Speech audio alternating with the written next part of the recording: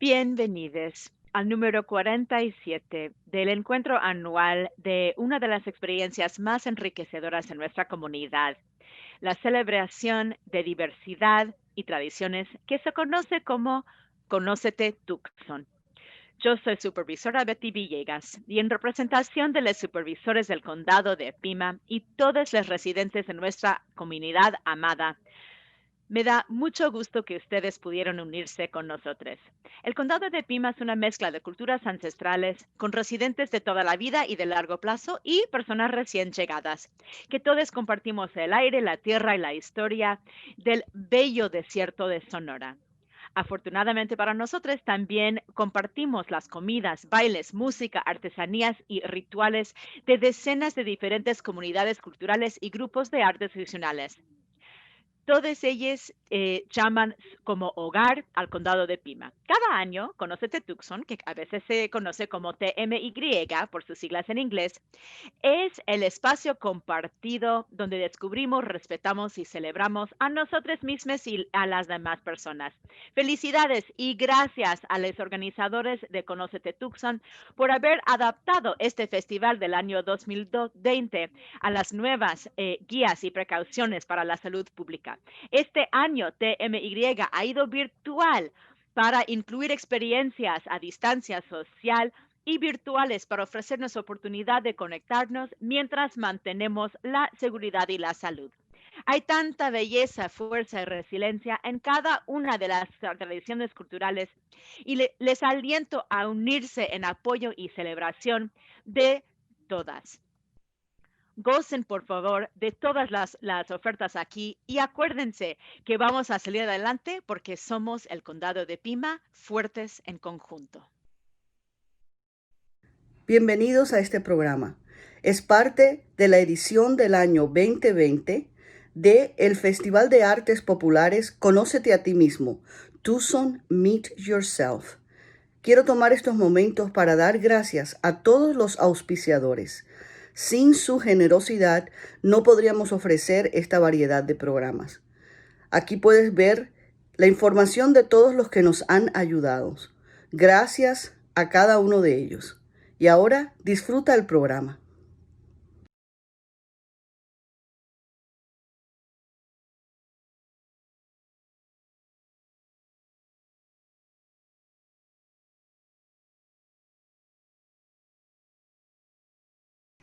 Buenos días y bienvenidos a Conócete Tucson versión virtual. Hoy empezamos una serie que se llama Martes de Tradiciones. Cada conversación en panel se ha curado para honrar y compartir el conocimiento tradicional de nuestra región, el suroeste y el corredor fronterizo de Estados Unidos y México. A través de las voces y experiencias de artistas tradicionales y miembros de varias comunidades, vamos a aprender acerca de expresiones culturales distintivas, cómo se conservan, cómo perduran y cómo florecen en la vida diaria de las culturas populares. Hoy tengo el profundo honor de llevarte la primera conversación en panel que se llama Historias del Barro, Jaja Atatka, la persona que hace cerámica. Esta conversación será facilitada por mi amigo y colega Bernard Siqueiros. Bernard Siqueiros es miembro inscrito de la Nación Tohono O'odham. Se jubiló recientemente como curador de educación en Himdaki, el Museo y Centro Cultural de la Nación Tohono O'odham. Sus experiencias también incluyen administrador de proyecto de museo y centro cultural, aconsejador, investigador, coordinador de programas y administrador de educación en varios organismos educativos en y fuera de la Nación Tohono O'odham. Es un fotógrafo increíble y entusiasta y ha contribuido inmensamente a la documentación de la tribu en sus esfuerzos en Himdaki. El artista Rubén Naranjo se unirá con Bernard. En el principio, Rubén aprendió la cerámica Tohono O'odham de su abuela, Mari Neblena Lewis. Luego recibió guía y apoyo de Alicia Bustamante de Shogokshki en Sonora, México, y la ayuda de Annie Manuel de Hickeywan, Arizona, para hacer ollas de terracota utilitarianas y jarras de amistad de barro blanco. usando pastas de barro coloridos y pinturas orgánicas. Como miembro del pueblo de Arizona que trabaja en el barro, el ser ceramicista le recuerda el primer ceramicista Otham, el creador Ito, que en un principio creó el pueblo Otham del barro rojo, el agua, la arena y el fuego. Bienvenido, Ruben. También se une con nosotros Kathleen Vance. Kathleen, que también se conoce como Katy, es de herencia San Carlos Apache y Tohono O'odham, y para ella el desierto del sur de Arizona es su hogar. Aunque se crió en Tucson, se mudó a la reserva principal como adolescente para empezar su fundación en la nación Tohono O'odham. Katy ha recibido influencia cultural de una comunidad de personas que respetan y valoran el Himdog, las maneras de vida populares del pueblo O'odham.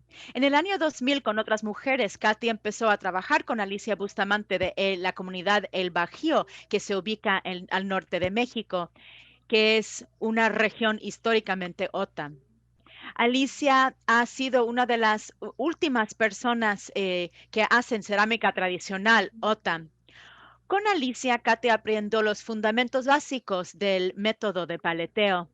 También Alicia le alentó a Katy a no rendirse, asegurándose de que los ceramicistas más grandes y más importantes tienen inicios humildes y de que cada dificultad representa crecimiento en esta tradición. Después de la muerte repentina y no esperada de Alicia, Katy conoció a Rubén Naranjo, que fue un recurso y un mentor para ella. Desde los últimos 14 años, con su enseñanza y su guía, ella sigue produciendo cerámica utilitariana como vasijas para cocinar, ollas para agua, jarras para semillas y tarros de efigie. Bienvenida, Katy. Empezamos esta conversación en el año 2016, hace 4 años, cuando SFA y el Centro Cultural de Tohono O'odham, bajo el el encabezado de Ruben, empezó una residencia de 6 semanas de varios artistas con Ruben y Katy para revivir la tradición del el proceso de cerámica. La residencia terminó con un programa comunitario público. La primera vez que ceramicistas de la comunidad Maricopas de Salt River Pima Maricopa se juntaron y los pueblos Tohono O'odham en el Centro Cultural. Hoy nos da mucho gusto seguir esta conversación con ustedes para celebrar Conócete Tucson. Ya con esto, me gustaría que Bernard nos guíe en reconocer la tierra donde estamos. En primer lugar, me gustaría agradecer al día y la Alianza de Culturas Populares para proporcionarme esta oportunidad de formar parte de esta presentación el día de hoy. Y estoy anticipando con mucho gusto escuchar la conversación. Nosotros como pueblo O'odham siempre nos hemos considerado ser de la área donde nos encontramos en este momento. El mapa que tenemos que demuestra nuestra nación el día de hoy, la nación Tohono O'odham, es la nación, la segunda más grande como naciones indígenas de Estados Unidos. Pero el mapa que tenemos aquí en el video es un mapa no solamente de nuestro estado-nación y las tierras indígenas que se extienden mucho más allá de lo que es la nación Tohono O'odham el día de hoy. Los documentos históricos y nuestras historias nos ubican en áreas mucho más allá de lo que son los límites de la nación el día de hoy. Había O'odham que estaban viviendo por las orillas del río de San Pedro, el río Salt, hasta llegar al río Colorado. Habían personas viviendo por los ríos que trabajaban la granja, la tierra para sembrar fruta y verdura. La gente de esa tierra era varios pueblos O'odham en el desierto usando lo que caía de la lluvia para irrigar y regar sus plantas. En las regiones más distantes de nuestras tierras, los pueblos O'odham eran personas que cazaban y recogían orgánicamente para sobrevivir. Para darles perspectiva, nuestros terrenos antes se extendían mucho más allá de lo que se ve en la nación oficial el día de hoy. Como se mencionó antes, tenemos comunidades nuestras también en México. Nuestras tierras se extendieron hasta México. Entonces, durante muchos, muchos años, hasta la compra Gastón que hizo a mediados de los años 1800. Toda esta tierra se consideró tierra Otón. Y para muchas personas lo sigue siendo. Se creó una frontera internacional que no fue nuestra idea. Entonces seguimos teniendo a gente, sigue habiendo gente que se considera parte de esta nación OTAN en vez de México, Estados Unidos. Cuando la idea de esta conversación se me presentó, empecé a acordarme, supongo, acerca de mis conexiones personales a jajaja o la cerámica. Y la conexión era muy fuerte por mi abuela. Mi abuela fue Ha'atatkam, una persona que hace cerámica y ella hacía cerámica de manera muy entusiasta. Entonces yo empecé a acordarme, a recordar cuando yo era niño, las cosas que yo recuerdo de mi abuela y de su cerámica. Y lo que me salió primero fue una área que ella se refirió como coge. Coge quiere decir cerco en nuestro idioma. Y ella tenía una área separada por cactus o cotillo, que era su lugar de trabajo, su lugar de hacer jaja o cerámica. Y yo recuerdo que era muy ordenado, muy limpio ahí. Y recuerdo que tenía toda una serie de piedras para formar, para pulir. Recuerdo las cáscaras de otros elementos de barro que había hecho que se estaban secando para luego quemarse. Y hubo sombra en una sección de su área de trabajo que ella se sentaría ahí a veces si el sol era demasiado fuerte, pero también en esa sombra ella tenía varios, como 3 grandes ha'as y en sus ha'as había barro preparado que ella había preparado y estaban ahí para su uso. Y como eh, niñez en la infancia entrábamos a ella, ella nos permitía eh, moldear el barro para hacer nuestros juguetes. Era como escultura, supongo, dinosaurios, caballos, figuritas, cosas de esta naturaleza. Y nos pedía dejarlos al lado para secarse y después los quemaba ella cuando quemaba sus ollas. Cuando estaba lista para quemar sus ollas, ella nos mandaba a recoger lo que llamamos país de vaca o excremento de vaca que usábamos, que usaba ella para hacer el fuego, para cocinar, para quemar. Y ella nos quemaba los juguetes, las pequeñas figuras que habíamos hecho con el barro. Entonces, esa idea es la que me surgió cuando yo empecé a pensar en mi abuela. Luego empecé a pensar en el hecho de que o la cerámica existía en todas partes de nuestro hogar. Las ollas que ella usó se usaba para cocinar frijoles a fuego abierto y son los frijoles más ricos que se pueden saborear cuando se cocinan en una olla de barro o jaja en un fuego abierto de mezquite. Teníamos fuera de la casa, como la mayor parte de las casas, entonces teníamos como una área afuera a la intemperie para juntarse con la familia y teníamos ahí una ramada o debajo de esta ramada o esta cobertura había una jaja en un tronco de mezquite y también un costal que tenía agua para tomar. Y mientras ahí jugábamos y hacía calor y nos daba sed, íbamos a la ramada para tomar agua del jai. Era el agua más sabrosa que uno podría tomar. Entonces, usaríamos cubríamos la olla con tela, con muselina para mantenerlo fresco al agua. También recuerdo que para los cumpleaños mi abuela nos daba como una olla, quizá que tenía una grieta o que había fallido, y lo decorábamos, lo adornábamos y después lo llenábamos de dulce para quemarlo, para romperlo, quebrarlo como piñata. Entonces era como parte de mis memorias de mis años de infancia, de cómo me criaron. Y cuando ya crecí un poco, empecé a explorar más el desierto y me fui cada vez más allá, más distante, a más distancia de mi casa. Y siempre veía fragmentos de cerámica ahí en el desierto. Entonces entendí que la cerámica era realmente parte de nuestra forma de vida, de nuestra tradición popular como personas OTAN. Entonces quería preguntarle a Rubén, en todos sus estudios, si usted podría conversar un poco, hablarnos un poco acerca de cuándo es que las personas OTAN empezaron a hacer cerámica.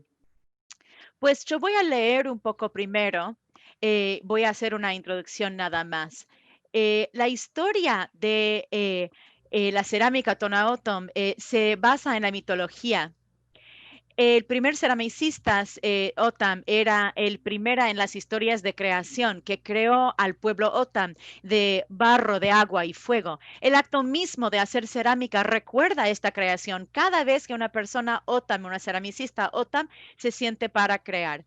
De acuerdo al antropólogo Bernard Fontana en su publicación Cerámica indígena de Papago, la olla Otam históricamente no tenía una apertura de curva en su parte de arriba. La forma moderna fue influenciada por tribus mesoamericanos como Tlaxcalcos, una tribu del sur de México que servían como guías para guardar animales, para cocinar y para cargar cosas para los exploradores españoles y más notablemente para el padre Eusebio Quino mientras fueron en su viaje hacia el norte. Además, la incorporación de templados orgánicos como el pasto también se introducían más para las personas sureñas.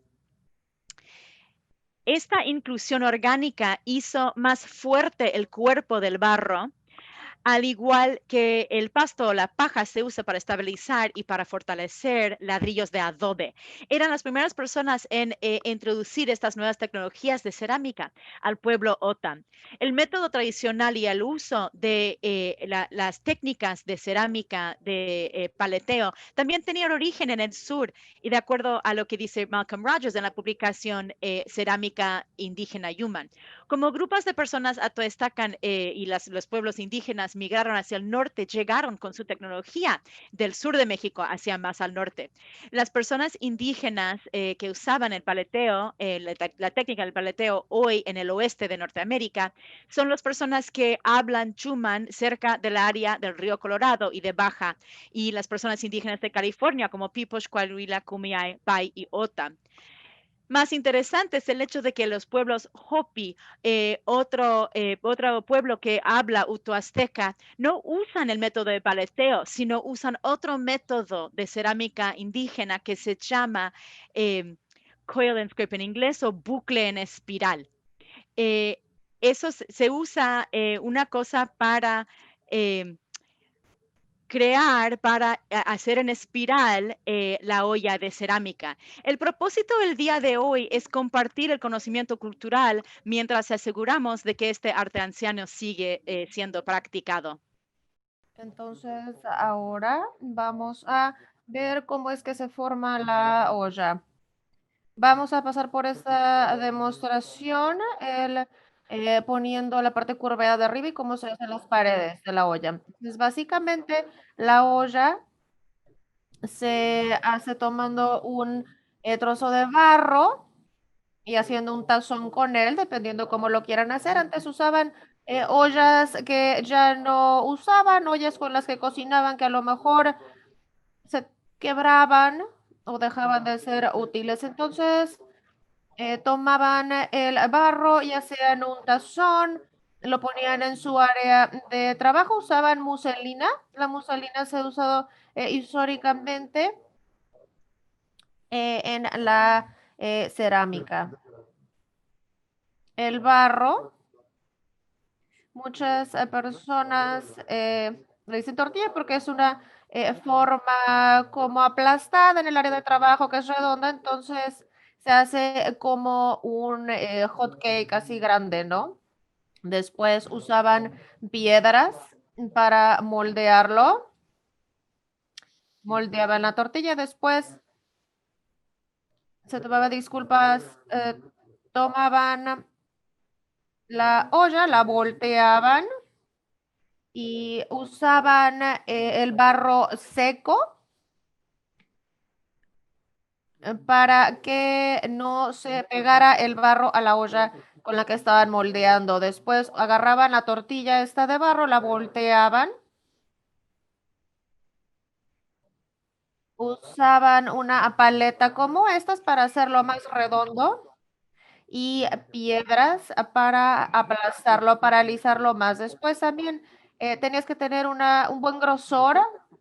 El grosor de las paredes depende realmente de exactamente qué es lo que vas a hacer con ella. Algunas piezas eran para cosas bastante simples que no necesitaban las paredes delgadas y otras que sí, como que querían tener agua. Entonces, dependiendo, la forma dependía de cada quien, ya que podías tomar algo bastante filoso, ibas alrededor y creando. Si estabas usando algo que no era como un cuchillo o una navaja para cerámica, para que quedara truncado, pero básicamente quedaba así lo más redondo posible. Después se dejaba secar en la sombra o en el sol. Algunas personas prefieren secarlo en el sol. Yo no hago eso porque le pueden salir, eh, se puede quebrar, ¿no? Y después entonces se tiene que mantener así, se mantiene solito, ¿no? Y puede apoyar otra espiral en la parte de abajo. Entonces, cuando ya estaban listas, ponían la base ya endurecida para ver si usaban también como una pequeña pila de arena. Después tomabas más barro y empezaban a hacer esa formación. Históricamente las mujeres hacían el enrolle aquí y lo hacían de esta forma. De abajo para arriba y estiraban este rollito. Este barro es bastante suave, entonces voy a hacer un rollo con esto.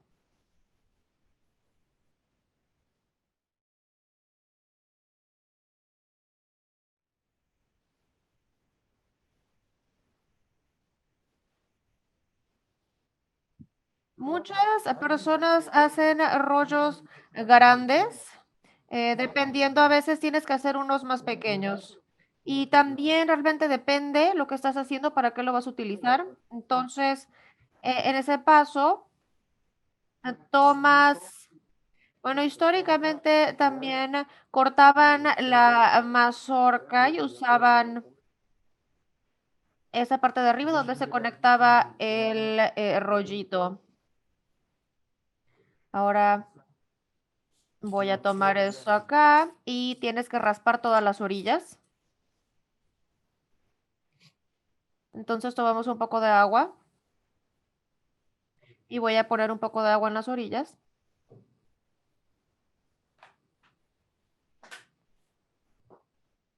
Después ponemos aquí el rollo.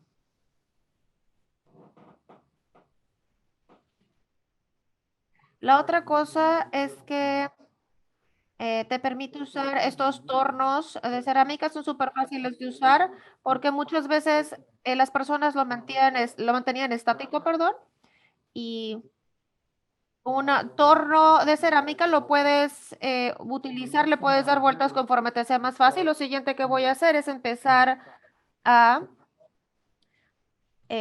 combinar las dos piezas. Yo generalmente empiezo en medio, tomo mi dedo pulgar y lo empiezo a hacer de esta forma. Empiezo a bajar la parte superior del rollo, la parte de abajo. Muy bien, entonces ahora aplastamos este barro para la parte de adentro.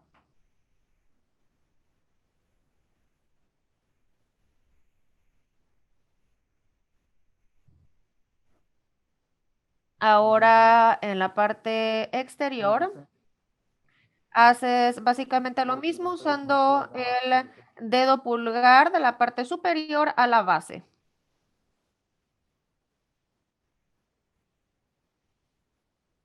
Muy bien. Ahora ya terminamos la parte inferior. No va a ser perfecto. Entonces lo siguiente que voy a hacer es voy a tomar esta navaja con textura. Podemos usar esto para unificar las dos piezas de una forma más fácil.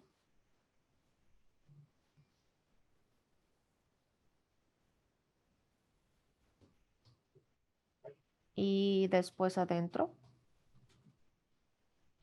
Ahora voy a hacer la parte de afuera. Cuando hago la parte de afuera lo tienes que hacer de arriba para abajo y cuando haces la parte interior lo haces de abajo para arriba.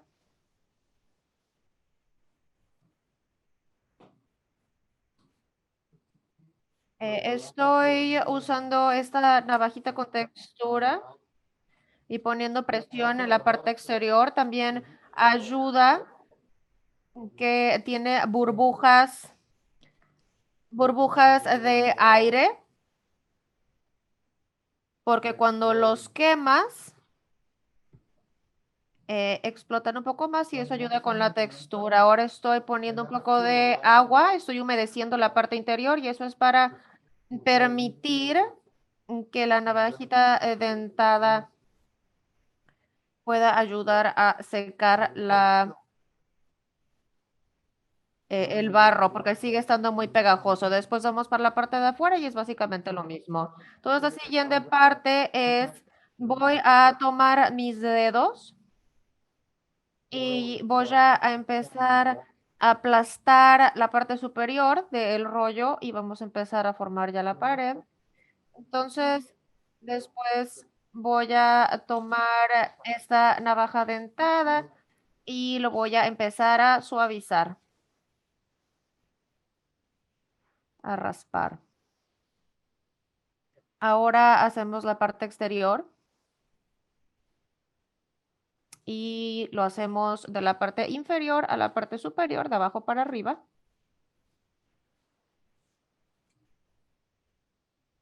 La mayor parte de las tribus nativas hacían esta técnica llamada de enrollado y después hacían eso para hacer las paredes. Y esto es de paleteo. Eso básicamente es la paleta y esta es la piedra con cualquier forma que quieran hacer, depende del ángulo. Muchos tenían diferentes tamaños de las sierras dentadas, algunas eran más planas para las ollas más grandes. Algunos de los otros eran más curveadas, esta está más curveada. Después se moja. Vamos a humedecerlo un poco.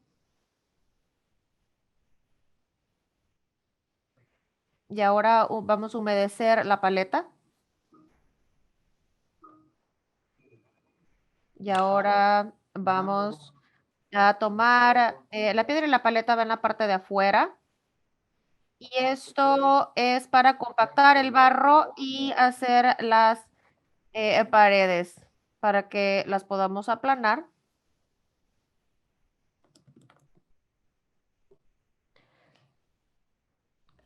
Sigue estando un poco áspero. Pudiera ser muchísimo más derecho una vez que ya se seque, tiene que endurecerse, se tiene que endurecer para apoyar el siguiente rollo, la siguiente parte de arriba. Y a lo mejor le tenemos que dar otra pasada con la paleta y con la yunque usando sus manos como una palanca. Y una vez que esto se termine, ya cuando queda del grosor que tú prefieras, que usted prefiera, y al final lo tenemos que enderezar para que se seque, para que la siguiente parte, el espiral, se pueda colocar. Y otra vez hasta que termina en la parte superior enrollada. Entonces, una vez que se termina, la dejamos secar y antes de que la podamos sacar completamente, eso típicamente es cuando las paredes están endurecidas, pero le puedes poner la mano todavía y sentir, si siente que ya está frío, ese es el siguiente paso. No puedes ver pequeños sellos también ayuda para poder subir la pasta de barro. Algunas de las partes más secas, el desierto, eso es lo que hacen, usan como un barniz que casi parece un barniz. Eso es más histórico. Y esta es una piedra, esta yo la conseguí en Santa Cruz, una piedra para pulir y más o menos haciendo más o menos así y para crear una superficie plana. Entonces ahora está más suave y lo puedo usar para hacer la quema. Le vamos a agregar un poco de agua y después hacemos esto. Una y otra vez. En la parte interior también. De nuevo, esto ayuda a compactar la parte de arriba y de abajo. También ayuda con la pasta de barro. Y eso es como se puede crear la superficie de afuera. Muchos de nosotros utilizamos ahora este tipo de piedras, las piedras para pulir, mismo proceso. Y es el mismo proceso, lo pasamos una y otra vez para tratar de crear esa superficie que queremos. Y eso es básicamente todo.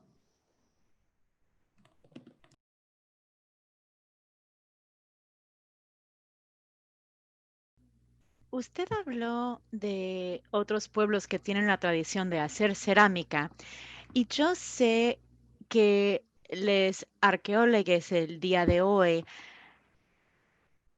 han podido de cierta manera estudiar las piezas de cerámica para determinar cuáles otros materiales podríamos usar para determinar la migración de las personas indígenas. Entonces, en mi experiencia,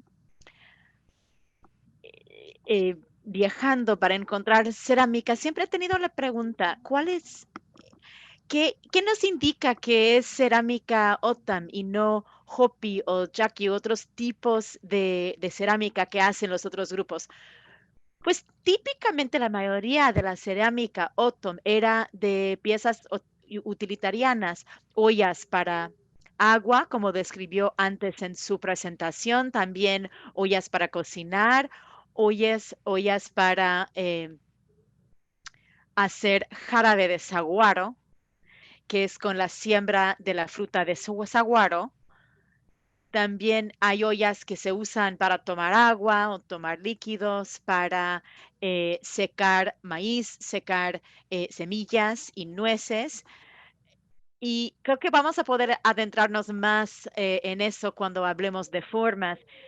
Generalmente, una de las cosas que caracterizan típicamente la cerámica, como la cerámica OTAM. No sé si usted se dio cuenta cuando agarró un fragmento de cerámica. Puede ver en la parte de adentro que hay como negro, que era el pasto, la paja que se usó temporalmente para crear barro que todavía no se ha quemado todavía en la quema. Entonces queda como rayas de carbón y es una buena indicación de que sea nuestra cerámica OTAM. Sí, y yo he notado esas rayas de carbón en los fragmentos que yo he encontrado. Yo sé que Katy hace ollas utilitarianas. eh, lo que ella hace, ella alienta a que la gente use lo que ella hace para cocinar o lo que sea. Entonces, la quería preguntar, Katy, ¿cómo es que usted entienda el ha'a como parte de nuestra forma de vida de cultura popular? ¿Puede hablar de eso un poco, Katy? Nuestra conexión con la cerámica es muy anciana y como dijo Rubén, es del inicio de tiempo para nosotros. Así entendemos que nos crearon a nosotros de barro, de cerámica. También para nosotros, cuando nuestras criaturas nacen, es una ceremonia sagrada que tenemos para ellas. Y realmente espero que las generaciones más jóvenes lo seguirán haciendo. Se llama Bit Hok Chetan, que es darle a la criatura el sabor del barro. Y eso ayuda a que haya una conexión fuerte con nuestra tierra, con nuestras plantas, con nuestros animales y también ayuda a guiar a nuestras criaturas, a nuestra juventud. Entonces, para mí, cuando hablamos de la cerámica, no es solamente vasija, va mucho más allá, más profundo dentro de lo que somos como pueblo OTAM, como pueblo del desierto. Entonces yo siempre cuando al inicio aprendí a trabajar con barro, pues saben, las vasijas y las piezas útiles, utilitarianas, eran lo único que yo sabía, que yo conocía. Siempre ha sido, empecé a aprender sobre todo de Rubén, que hay otros tipos de cerámica más ornamental, pero para nosotros lo utilitariano hay tan poca gente que hace cerámica para nosotros como una tribu de más de 30,000 personas. Somos una decena eh, si- de personas que hacen cerámica utilitariana, pero la gente sigue recordando el sabor de la comida o el sabor del agua en nuestras vasijas. Y eso es lo que nos da fuerza para seguir adelante, para que la próxima generación, asegurar de que la próxima generación entienda y conozca, porque recogemos el propio barro, procesamos el propio barro y trabajamos del propio barro. No se compra de cualquier lugar. Es eso que realmente queremos asegurar de que la próxima generación que sigue, que sepa. Entonces, em, los útiles o los trastes utilitarianos, somos conocidos como Otona Otom por hacer canastas, pero antes de eso yo he escuchado de personas que han compartido conmigo en distintas reuniones y festivales, cómo es que se acuerdan el canto de la paleta eh, contra el barro muy temprano en la mañana al amanecer y hacía eco en sus espacios, en sus edificios. Y ahora no se escucha tanto el día de hoy. Entonces es muy importante que compartamos esto, saber que seguimos haciendo, seguimos creando estas vasijas. Y es que no somos suficientes personas para que haya suficientes, pero nuestro papel, y yo creo que mi objetivo personal es Asegurar de que haya una vasija en cada hogar que puedan compartir con su familia, porque sí tiene otro sabor, sí tiene un sabor de tierra y es algo muy hermoso. No sé, no estoy segura que contesté la pregunta, pero bueno, vamos a seguir esta conversación. Usted sacó a colación otra memoria que yo tengo de mi abuela. Ella tenía un lugar en los cerros cerca de su casa donde iba para recoger el barro rojo que ella necesitaba para hacer las ollas. Era su lugarcito, es su sitio. Ella subía el cerro para recoger el barro que necesitaba ella, lo ponían en una cubeta y traía la cubeta en su cabeza, y bajaba para preparar el barro y nos mandaban al corral para llegar con estiércol de los caballos y tenía todo un proceso para hacer sus ollas para usos utilitarianos, cotidianos.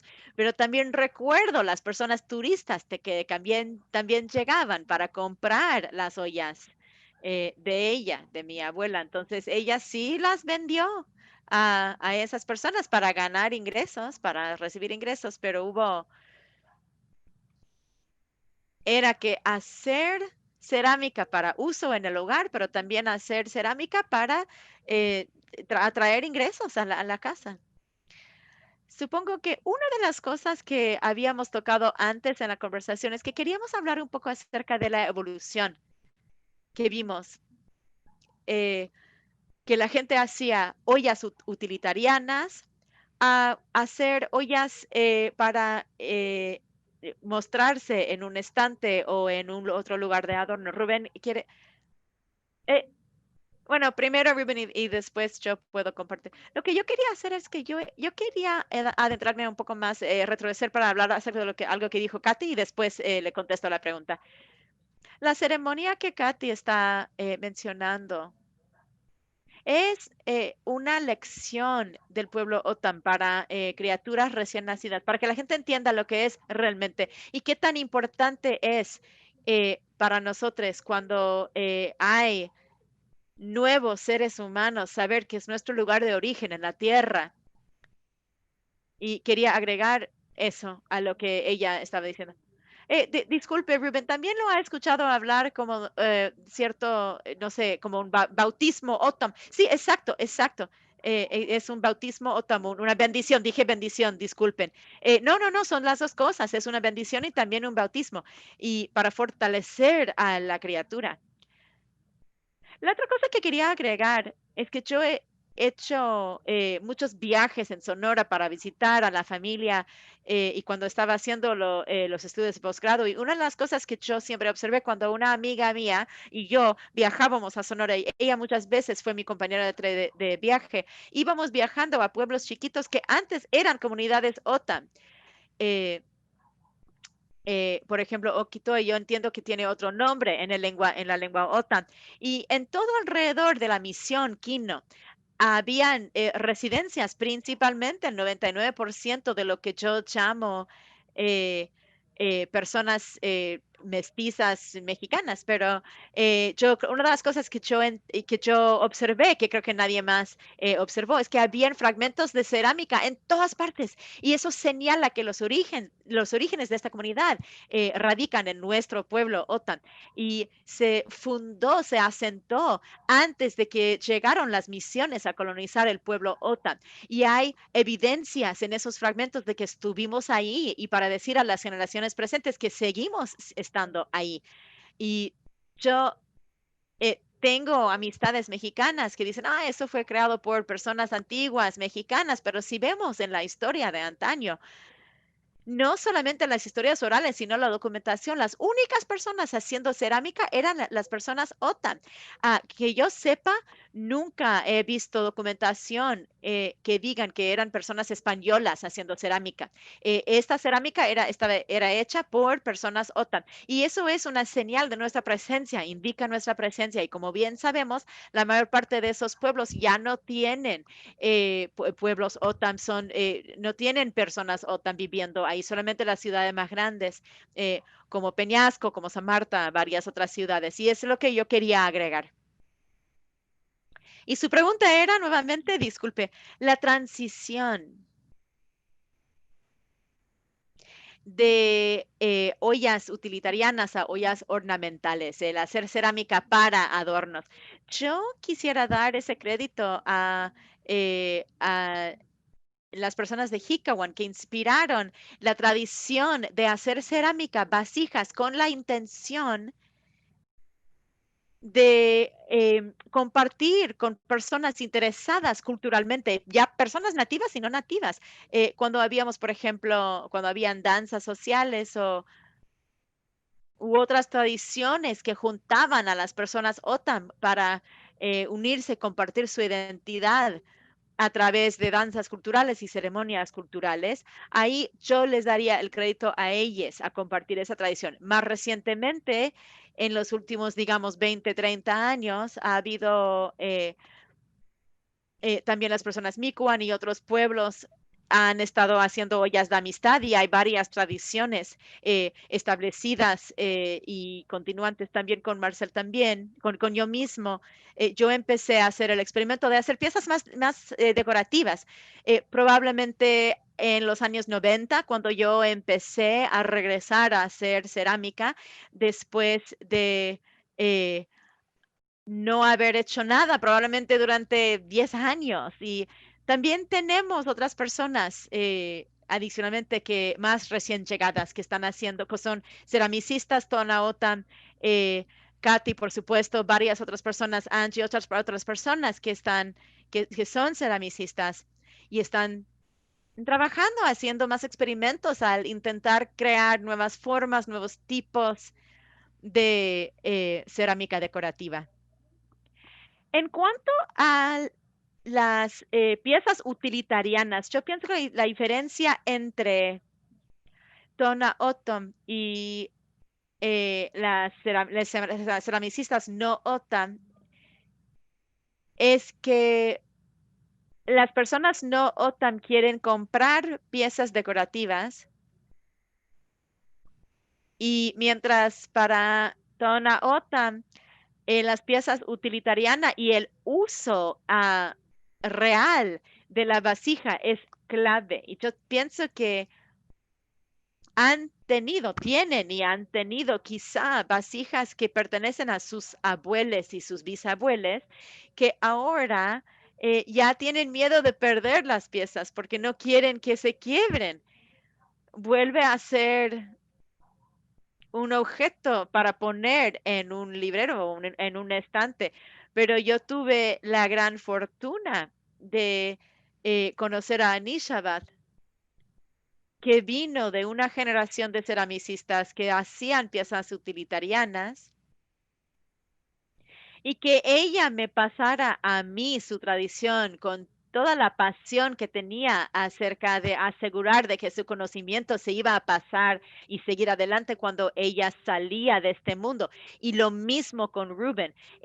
Tengo tanta bendición, me siento tan bendecida por todo lo que Rubén comparte conmigo. Pero para lo utilitariano y las personas Tona Otam y esas vasijas, yo he empezado a ver que las personas que quieran comprar para que puedan saborear cómo saben los frijoles o el agua en esas ollas, para ellos es profundo, es algo realmente profundo para las personas OTAM. Para las personas no OTAM es más que nada para el librero. Y supongo es una manera de demostrar, pues saben que han pasado por esta región o de esa manera. Sí, Entonces es un contenedor muy especial. Ahora, creo que por cómo se introdujo el metal, ¿no? A las ollas y a los sartenes, nuestros objetos tradicionales utilitarios, he puesto, pero vamos a quitarlos de las repisas ahorita, ¿no? Los vamos a dejar de dejar, sí. Sí, sí, sí, claro, vamos a hacer todas esas cosas muy buenas. Y también estoy súper agradecida por la Alianza de las Culturas Populares por darnos la oportunidad de compartir esto y ver una meta, una finalidad y poder avanzar, ¿no? Entonces, es como lo veo de lo utilitario, de uso, en lugar de lo ornamental. Muchos de los ornamentales que tú ves, esos viene del área de las personas Nikon y yo, de hecho, a mí me pidieron si yo podía hacer una olla, una vasija y yo le dije, como sabes que si quieres una de barro blanco, realmente ve con la familia allí a un área de por ahí, porque eso es como lo que su pieza tradicional y yo pudiera hacer algo, pero no se va a ver como la que tú quieres o como la que tú estás esperando. Entonces, conforme veo eso, pues, y también se me olvidó algo que es las ollas decorativas empezaron de cuando las señoras estaban haciendo las ollas ¿sabes? Cuando ves todas estas ollas, me gusta mucho ver todos los diseños, me gusta mucho.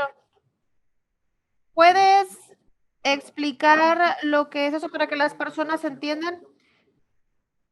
Disculpa si no le doy la definición propia. Los Navis es una ceremonia que se celebra después de la cosecha y es cuando empieza casi al mismo tiempo de la ceremonia Nahui. Y lo que generalmente pasa es que los hombres se reúnen y, disculpas, usaban lo que cosechaban y luego lo mezclaban con agua y lo fermentaban. Después de que era fermentado en la ceremonia de la lluvia, una ceremonia comenzaba y este vino se vivía.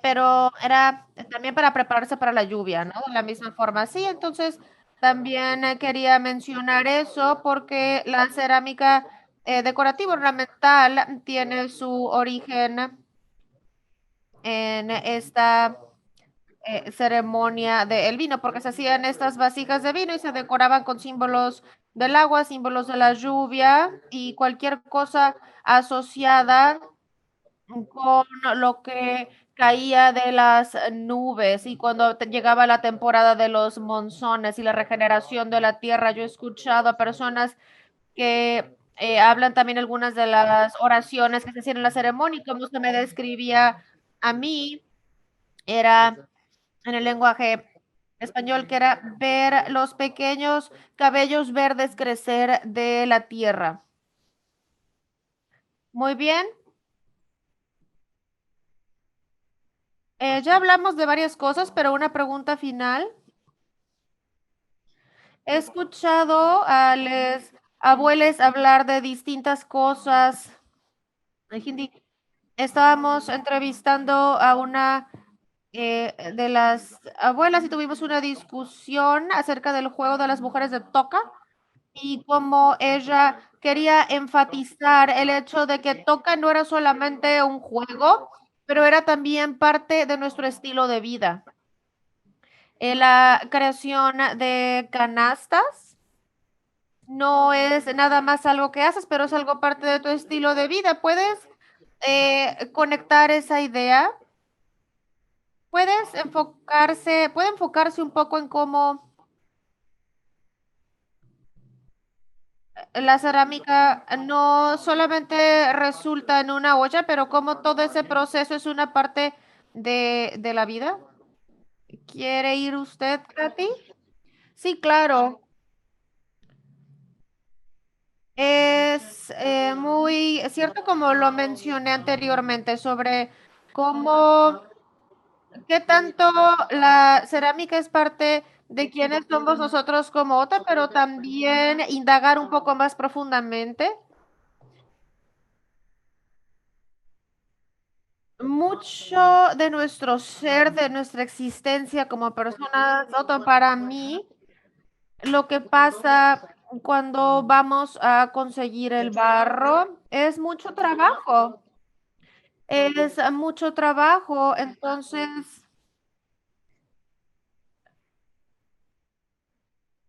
para nosotros es llevarnos de vuelta como cuando algo no se te da, no se te otorga.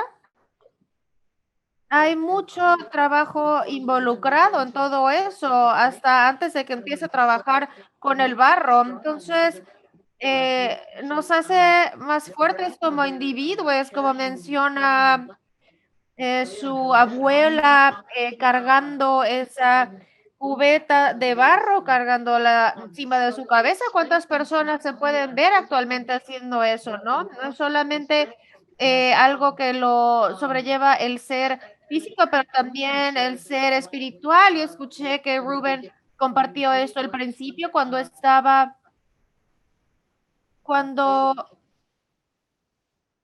empezó a hacer barro, que se sentía muy impaciente, que quería realizar, terminar las cosas de una forma más rápida, ¿no? Entonces le enseña paciencia a las personas, porque cuando mezclas el barro no se trabaja inmediatamente, pero hay que sentarse y cuidarlo y hay que tomarnos ese tiempo para enraizarnos y dejar que el barro descanse y que cure y que haga lo que necesita hacer para poder manejarlo, para que sea maleable. Entonces, vivimos en un tiempo en el que queremos ver las cosas de forma inmediata y lo queremos ver todo hecho inmediatamente, pero al trabajar con el barro, te lleva de vuelta como a una paz, pero también nos enseña que no importa qué tanto trabajo le invertamos a esa olla, puede que se quiebre en el proceso de quema. Y eso pasa, y si pasa está bien, se empieza de nuevo. Y eso fue lo que se me enseñó. Nunca te rindas si es que se quiebra, intenta otra vez. Hay que seguir haciéndolo porque nunca vas a saber el resultado hasta después que hayas visto eh, la olla después de la quema, esperando que va a lograr pasar por ese proceso, ¿no? Después del fuego. Así es la vida. Para mí, el barro me ha enseñado muchísimo sobre quién soy y sobre qué tan importante es. Entonces, hay toda una enseñanza detrás de eso, no solamente en creando un contenedor, pero también hay un espíritu dentro de ese contenedor y hay un sentimiento y es todo por lo que una persona está pasando al momento de creación. Era por eso siempre que se compartía, se decía que había que tener buenos pensamientos, porque cuando regalas ese objeto, se está regalando todos esos sentimientos, ¿no? La persona quien lo esté recibiendo. Entonces, hay muchísimo más que simplemente crear un contenedor, pero va mucho más profundamente. Y lo que yo estoy pensando, lo que estoy escuchando es que toma trabajo muy arduo y paciencia, pero también requiere muchísimo conocimiento de los materiales que estamos utilizando, así como de las mezclas, que es un proceso increíble. Adelante, Rubén. Nada más quería agregar a lo que mencionó Kathy. Yo soy una persona muy impaciente. Nosotros dos. Tuve una infancia medio complicada, entonces la cerámica era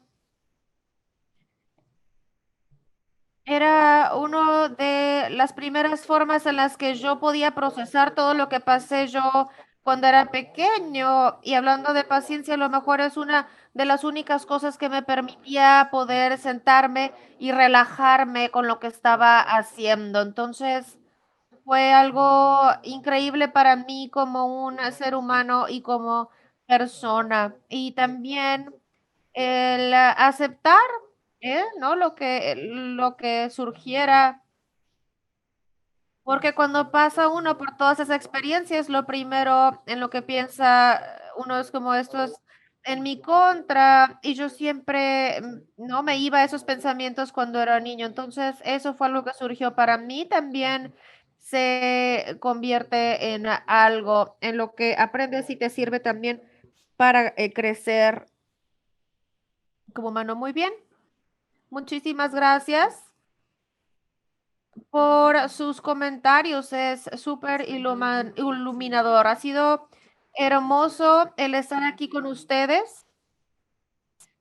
Y yo estoy reflejando sobre algunas de las cosas de las que hablaron anteriormente. Yo sé que antes en nuestra conversación, Rubén había reiterado la importancia de entender el papel y el lugar de la cerámica en las artes tradicionales Sotan y cómo siempre ha sido una forma menos conocida a nivel nacional, a nivel regional, y aún así escuchamos eh, de tantos negocios en la historia de sus familias y sus lineajes y los mentores en que se han convertido. Entonces, conforme cerramos, ¿cuáles son sus pensamientos finales? Si pudieran poner un mensaje dentro de una botella y enviárselo a la juventud OTAN, a los ceramicistas del futuro, ¿qué compartirían con ellos? Kathy, ¿quiere usted ir primero?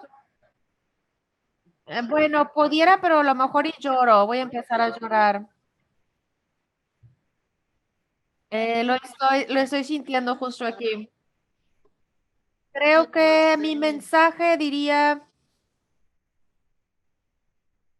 el qué tan importante es, el qué tan hermoso es saber que están creando y que hay una conexión al pasado y que también es la conexión al futuro.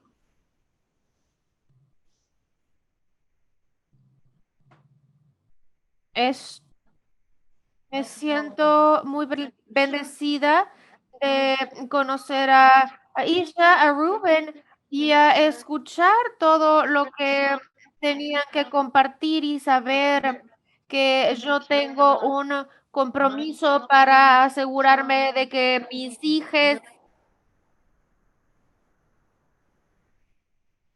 y que todas ellas estén llevando a cabo este viaje porque es quienes somos como personas son. Yo le dije que iba a llorar. Disculpas. No, está muy bien. En cuanto a un mensaje en una botella es quiénes somos. Nos centramos en estos lugares que para nosotros es el hogar, es la casa. También hay una conexión directa al inicio. El inicio cuando el creador nos hizo de barro. Yo alentaría a las personas que siguen detrás de nosotros, que sigan explicando las áreas que nunca han explorado. Hay tanto que ha sucedido, no solamente en esta presentación, sino en otras presentaciones que yo he hecho con Katy. Hay tantos nombres para tantas formas y en el pasado ni siquiera pensamos en todo esto. Y también le he dicho a Katy, le aliento a crear su propia terminología para las piezas que ella crea, no solamente para solamente usar las interpretaciones de las demás personas en relación a lo que hacemos. Creamos nuestras propias formas y las maneras de nombrarlas y articularlas. Se trata de empoderarnos. Muchas personas hablan de la descolonización y para mí se trata de tomar control de nuestras propias interpretaciones, nuestras propias definiciones. Esa es la descolonización y también es cómo seguir creciendo y saliendo adelante, progresando para los próximos 300 años o el tiempo que tengamos en esta tierra. Gracias. Supongo si yo fuera a decir algo, yo iría a lo que dijimos acerca del arte, del proceso de hacer cerámica. No es solamente un proceso, es quiénes somos como pueblo. Eso sería mi mensaje en una botella. Pues para cerrar, quisiera solamente recordar al público de que si tienen otras preguntas o quieren conectarse con Ruben o con Bernard o con Kathy, háganos saber y compartimos sus reflexiones acerca de esta conversación. Como mencionó antes, Bernard en las historias acerca de su abuela, además de ser una tradición que tiene que ver con las expresiones culturales del ser OTAN. También hay un mercado económico en relación a esto. Entonces pueden encontrar, Katy tiene una olla en el mercadito de Conócete Tucson de la Alianza de Culturas Populares y también hay piezas cerámicas de otras personas que trabajan con nosotros y pueden comprar esas piezas y llevarlas a sus propias casas. Las pueden llenar de agua, pueden cocinar frijoles o pueden ponerlos en libreros y creo que todos los tres usos son utilitarianos de cierto modo.